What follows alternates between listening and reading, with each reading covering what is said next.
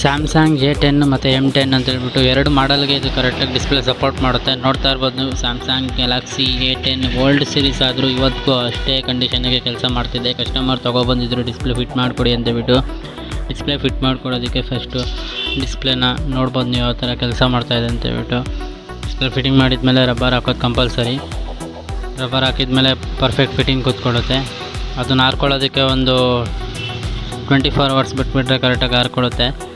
Display fitting ಮಾಡೋದಕ್ಕಿಂತ ಮುಂಚೆ ಕರೆಕ್ಟಾಗಿ ನಾವು ಡಿಸ್ಪ್ಲೇ ಫಿಟ್ ಮಾಡಿಕೊಂಡು ಐಕಾನ್ ಟೆಸ್ಟಿಂಗು ಪ್ರತಿಯೊಂದು ನಾವು ಚೆಕ್ ಮಾಡ್ಕೋಬೇಕಾಗುತ್ತೆ. ಎಲ್ಲಾದರೂ ಲೈನ್ಸ್ ಬರ್ತಾ ಇದೆಯಲ್ವ ನೋಡ್ಕೋಬೇಕಾಗುತ್ತೆ. ಅದೆಲ್ಲ ನೋಡ್ಕೊಂಡಿದ್ದಾದಮೇಲೆ ನಾವು ಆಮೇಲೆ ಫಿಟ್ಟಿಂಗ್ ಮಾಡ್ಕೋಬೇಕಾಗುತ್ತೆ. ಒಂದು 2-3 ಟೈಮ್ಸ್ ನಾವು ಚೆಕ್ ಮಾಡ್ಕೊಂಡಿದ್ದು ಡಿಸ್ಪ್ಲೇ ಫಿಟ್ಟಿಂಗ್ ಮಾಡೋಕೆ ಹೋದರೆ ಅದು ಪ್ರಾಬ್ಲಮ್ ಆಗೇ ಆಗುತ್ತೆ. ಯಾಕಂದರೆ ಒಳ್ಳೆಯ ಕಂಪ್ನಿ ನಾವು ತೊಗೊಬಂದು ಫಿಟ್ಟಿಂಗ್ ಮಾಡ್ಕೊಡೋದ್ರಿಂದ ಕಸ್ಟಮರ್ ಕಡೆಯಿಂದ ಒಳ್ಳೆಯ ರಿವ್ಯೂ ಬರುತ್ತೆ ಮತ್ತು ಬ್ಯಾಡ್ ರಿವ್ಯೂ ಬರೋಲ್ಲ. ಅದಕ್ಕೋಸ್ಕರ ಈ ಥರ ಒಳ್ಳೆ ಚೆನ್ನಾಗಿರೋದು ಸ್ವಲ್ಪ ಮಾರ್ಕೆಟಲ್ಲಿ ಕಾಸ್ಟ್ಲಿ ಆದರೂ ಪರವಾಗಿಲ್ಲ, ದುಡ್ಡು ಜಾಸ್ತಿ ಕೊಟ್ಟು ತೊಗೊಬಂದು ಫಿಟ್ಟಿಂಗ್ ಮಾಡಿಕೊಡೋದ್ರಿಂದ ಬ್ಯಾಡ್ ರಿವ್ಯೂ ಬರೋಲ್ಲ. ನೋಡ್ತಾ ಇರ್ಬೋದು ನೀವು ಯಾವ ಥರ ಕೆಲಸ ಮಾಡ್ತಾಯಿದೆ ಡಿಸ್ಪ್ಲೇ ಅಂತೇಳ್ಬಿಟ್ಟು.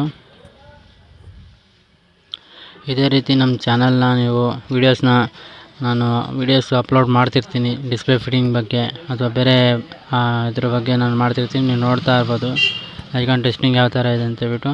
ಇದೇ ರೀತಿ ವೀಡಿಯೋಸ್ಗಾಗಿ ನಮ್ಮ ಚಾನಲ್ನ ನೀವು ಸಬ್ಸ್ಕ್ರೈಬ್ ಮಾಡ್ಕೊಳ್ಳಿ.